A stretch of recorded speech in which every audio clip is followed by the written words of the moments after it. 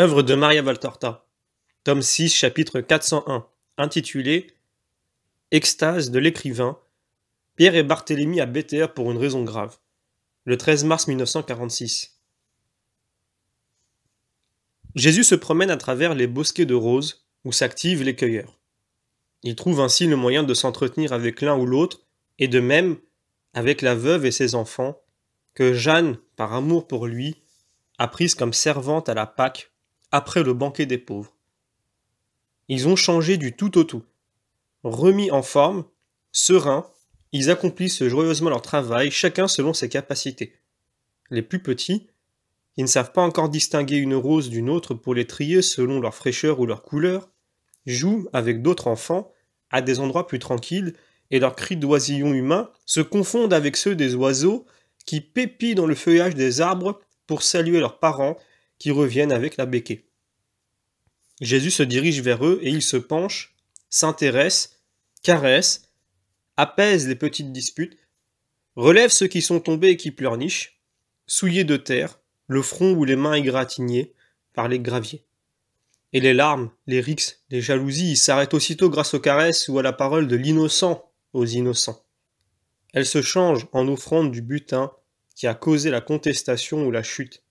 Scarabées métalliques, cailloux colorés ou brillants, fleurs cueillies. Jésus en a les mains et la ceinture pleines, et il ne se fait pas voir quand il dépose les cétoines dorées ou les coccinelles sur les feuillages pour les rendre à la liberté. Combien de fois n'ai-je pas remarqué le tact parfait de Jésus, même avec les tout petits, pour ne pas les peiner, pour ne pas les décevoir. Il a l'art et le charme de savoir les rendre meilleurs et de se faire aimer avec des riens en apparence qui en réalité sont des perfections d'un amour adapté à l'âge de l'enfant. Comme à moi d'ailleurs. Ah, il m'a toujours traité de bébé pour me perfectionner malgré ma pauvreté, pour se faire aimer.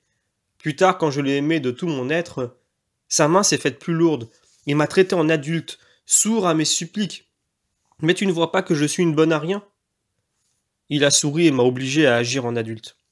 Ah, c'est seulement quand la pauvre Maria est complètement affligée qu'il redevient le Jésus des enfants pour ma pauvre âme, si incapable, et si contente de ces scarabées, cailloux, petites fleurs, de ce que je réussis à lui donner. Et il me montre qu'il les trouve beaux, et qu'il m'aime parce que je suis le néant qui se perd avec confiance dans le tout. Mon cher Jésus, je l'aime à la folie, je l'aime de tout mon être. Oui, je peux le proclamer. À la veille de mes 49 ans, si je me scrute attentivement, à la veille de la sentence humaine sur ma mission de porte-parole, si j'examine scrupuleusement mon âme, toute ma personne pour déchiffrer les vraies paroles qui sont en moi, je peux dire aujourd'hui que j'aime. Je comprends que j'aime mon Dieu de tout mon être. Il m'a fallu 48 ans pour arriver à cet amour plénier, si plénier que je n'ai pas la moindre crainte humaine personnelle de condamnation. En revanche, je souffre atrocement à l'idée de la répercussion qu'elle pourrait avoir sur des âmes que j'ai amenées à Dieu qui, j'en suis sûr, ont été rachetées par Jésus vivant en moi et qui se détacheraient de l'Église, cette bague d'alliance entre l'humanité et Dieu. Certains diront « N'as-tu pas honte d'avoir mis si longtemps ?» Non, pas du tout. J'étais si faible, j'étais un tel néant qu'il m'a fallu tout ce temps. Du reste, je suis persuadé que c'est celui que Jésus a voulu. Pas une minute de plus, pas une de moins. Car je peux le dire, depuis que j'ai commencé à comprendre qui est Dieu, je ne lui ai jamais rien refusé. Et cela depuis qu'à l'âge de 4 ans, je l'ai senti tellement omniprésent que je croyais qu'il était même dans le bois du dossier du siège sur lequel j'étais assise. Et je m'excusais de lui tourner le dos et de m'appuyer sur lui. Et depuis que, toujours au même âge, je méditais jusque dans mon sommeil sur nos péchés qu'il avait blessés et tués, je bondissais sur mes pieds, sur le lit, dans ma chemise de nuit, et je suppliais, sans regarder aucun tableau sacré, mais en me tournant vers mon Dieu aimé, mort pour nous. Pas moi, fais-moi nourrir, mais ne me dis pas que moi je t'ai blessé. Et ainsi de suite. Oh mon amour, tu connais mes ardeurs. Aucune ne t'est inconnue. Tu sais qu'il suffisait de l'éclair d'une proposition de ta part pour que ta Maria l'accepte aussitôt, même lorsque tu me suggérais de te donner une affection de fiancé. Mieux, en ce Noël 1921, mon amour pour toi s'est affermi, ou à l'égard de mes parents, ou encore ma vie, ma santé et mon bien-être. et de ne cesser dans la vie sociale jusqu'à devenir rien. Un délit que le monde regarde avec compassion ou mépris. Une femme qui ne peut attraper un verre d'eau si elle a soif et si nul n'est là pour le lui tendre. Une femme clouée comme toi. Ah, j'ai tant désiré l'être, au point de vouloir le redevenir aussitôt si tu me guérissais. Tout, le rien que je suis a tout donné de ce que possède une créature. Et bien même aujourd'hui, alors que je peux être mal jugée et interdite, atteinte, qu'est-ce que je te dis? Reste avec moi, laisse-moi ta grâce, tout le reste est insignifiant.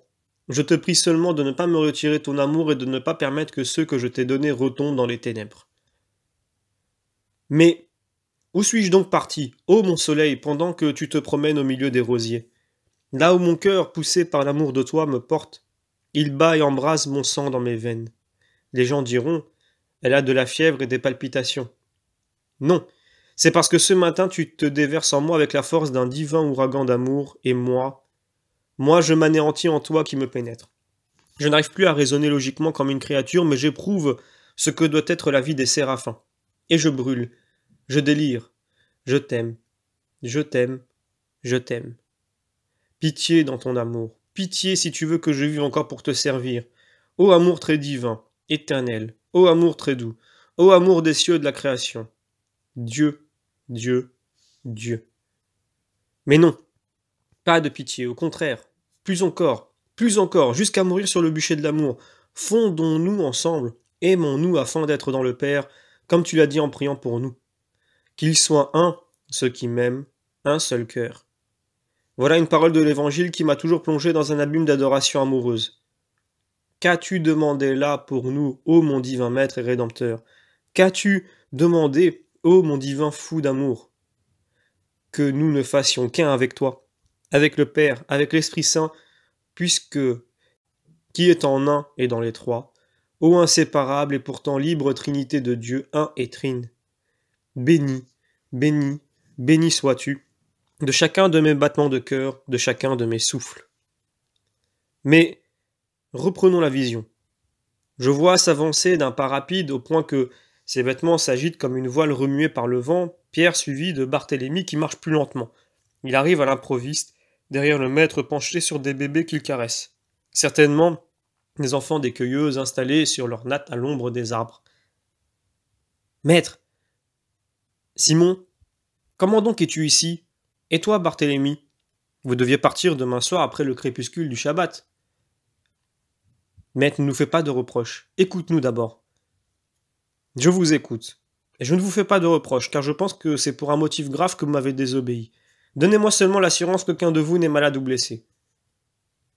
Non, non, Seigneur, aucun mal ne nous est arrivé, s'empresse de dire Barthélemy.